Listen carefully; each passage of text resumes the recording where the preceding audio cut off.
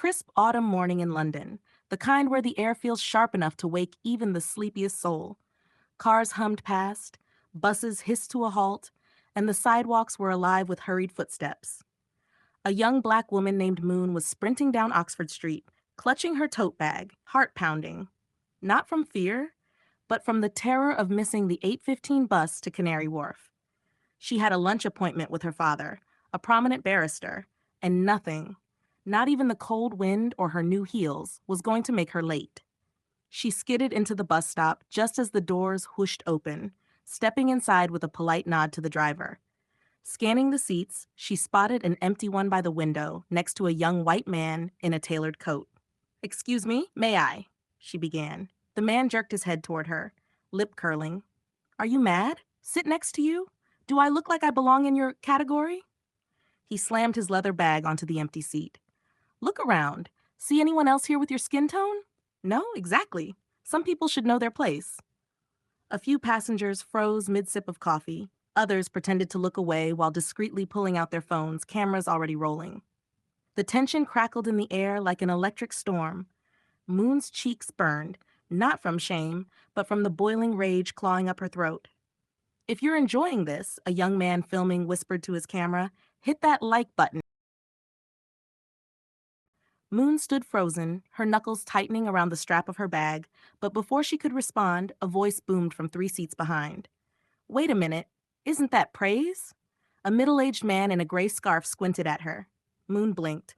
"Excuse me? Yeah, you're Moon Praise, right? One of Barrister Praise's daughters? I've seen you in the paper at those charity galas." His voice carried, and now every head in the bus turned.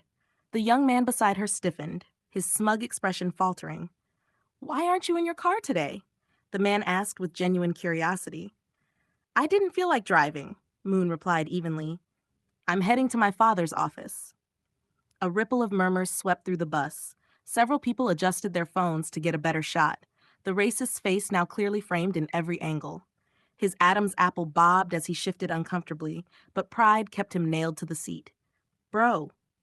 Someone chuckled from the back. "You just insulted a queen in her own kingdom." The bus driver's eyes flicked to the rearview mirror, watching the unfolding drama like a free soap opera. A teenage girl whispered loudly to her friend, "Bet her dad's richer than his entire family tree." Moon sat down gracefully in the seat across the aisle, her gaze never leaving the man's. She didn't need to say a word. The weight of his growing panic was satisfaction enough. For now. "If you're loving this," the teen filming whispered to his phone, "drop a comment. This is gold." The ride to the city center felt like an eternity for the young man. Every cough, every whispered chuckle, every click of a camera phone was aimed directly at him. By the time the bus rolled into the polished glass district, his earlier bravado had evaporated into an awkward sweat. Moon stepped off first, her heels clicking sharply against the pavement, and headed toward a towering building with gold-lettered signage, "Praise and Associates, International Law Firm." People on the sidewalk glanced at her, some recognizing the name, others still glued to the viral drama unfolding online. As she walked into the grand marble lobby, the last thing she expected was to see him, sitting nervously in the waiting area, clutching a cheap leather portfolio. He froze mid-breath. The receptionist was just about to call him in when a tall, broad-shouldered man in a tailored navy suit appeared. "Moon," he greeted warmly, kissing her forehead. "Glad you made it. I was about to introduce you to." His gaze shifted to the young man, recognition dawning. "Oh, this is the candidate we just interviewed online last week." Before the candidate could mutter a word, a voice from behind cut through the air. Mr. Hebert, one of the senior partners, who had also been on that bus. "Sir," Hebert began, his tone dripping with disbelief, "you wouldn't believe how this man insulted and harassed your daughter in public because of her skin color." The entire lobby went silent. Even the receptionist stopped typing.